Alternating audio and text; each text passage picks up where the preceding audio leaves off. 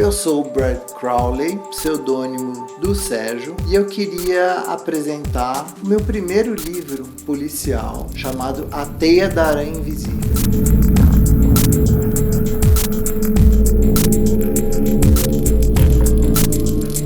Esse livro traz o Adriano, um executivo diretor de uma gestora de fundos, que é casado com uma empresária chamada Érica, num relacionamento já um pouco desgastado, e ele tem uma vida cotidiana que está um pouco enfadonha. Ao mesmo tempo que isso acontece, ele começa a descobrir certas novas facetas da sexualidade dele e começa a se interessar por uma pessoa que é justamente um funcionário da empresa dele, que se chama Bruno. Só que ele não consegue aceitar isso e muito menos ter qualquer tipo de atitude para resolver essa parada. Já como se não bastasse toda essa problemática que o aflige, começam a acontecer certas falhas no departamento de TI que trazem desfalques ou incongruências entre investimentos dos clientes da empresa,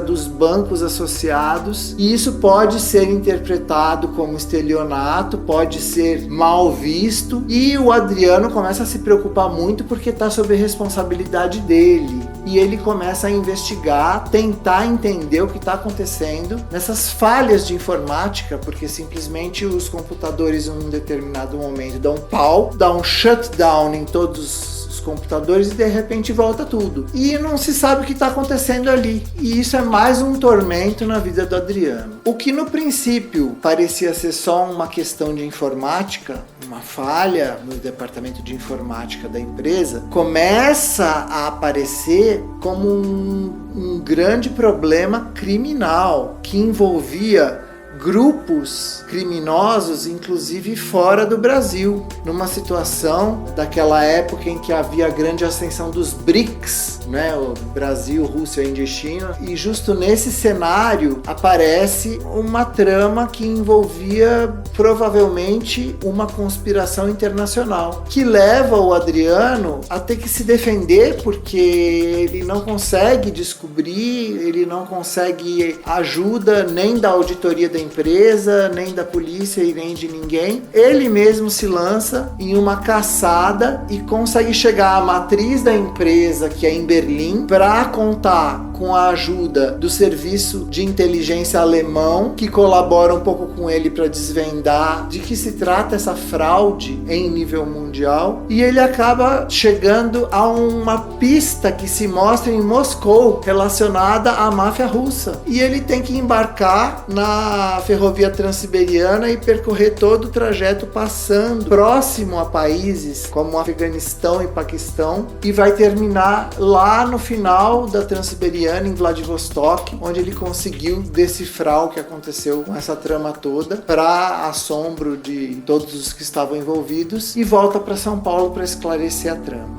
O Adriano, a princípio, era um executivo muito arrogante, ele se achava o gatão, o cara, não falava com pessoas da empresa, apenas com a gerência, ele não tinha relacionamento com pessoas de cargo inferior, e com tudo isso que vai acontecendo na vida dele, ele vai se transformando e vai se transformando num cara mais humano. Existe uma curiosidade sobre esse livro. Na época em que eu escrevi o livro, eu trabalhava numa empresa na Chácara Santo Antônio, que não é muito distante de onde eu moro. Se eu pegar esse trajeto num domingo à tarde, por exemplo, ou de madrugada, isso leva 15 minutos. Acontece que, saindo do trabalho às 6h30 da tarde, eu pegava um trânsito tão absurdo que isso me custava 1h e meia para chegar em casa, naquele trânsito de vai, para, em que não existe absolutamente nada para fazer. É um tempo absolutamente perdido. E eu usei esse tempo para ir criando, mentalizando, pondo junto pedaços de histórias e de filmes, livros e séries que eu já tinha assistido, e fazendo uma trama que é uma coxa de retalhos de muitas outras coisas. O livro foi escrito basicamente na minha cabeça, durante o tempo que eu estava preso no trânsito. Eu chegava em casa, apenas fazia algumas anotações básicas sobre o que eu tinha pensado, só para me lembrar, e chegando no fim de semana, eu sentava e aí sim eu desenvolvi o tema e escrevi os capítulos do livro. E esse livro foi sendo escrito dessa forma. Eu escrevo o livro primeiro na cabeça, trama, a história, a sequência de eventos, os diálogos até chegam a ser decorados, porque eu fico repassando, penso naquele capítulo, volto, refaço o capítulo na cabeça e só depois eu escrevo o livro. Então o livro, quando ele vai ser digitado, é realmente apenas um trabalho de digitação, porque o livro está escrito. O livro traz, enfim, uma história policial que se passa na época da grande ascensão dos BRICS, quando o mundo estava apostando em Brasil, Rússia, Índia e China como economias emergentes. Com pouca regulamentação legal, surge uma trama policial que se desenvolve e acaba acarretando no desfecho final. Assim sendo, eu faço um convite a quem queira conhecer o livro, descobrir todas as facetas dessa grande trama policial e viajar junto comigo por todos os espaços onde essa trama se passa, partindo de São Paulo,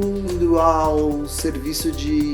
investigação na Alemanha, indo a Moscou, passando por toda a Transiberiana, saindo na Coreia do Sul e voltando a São Paulo.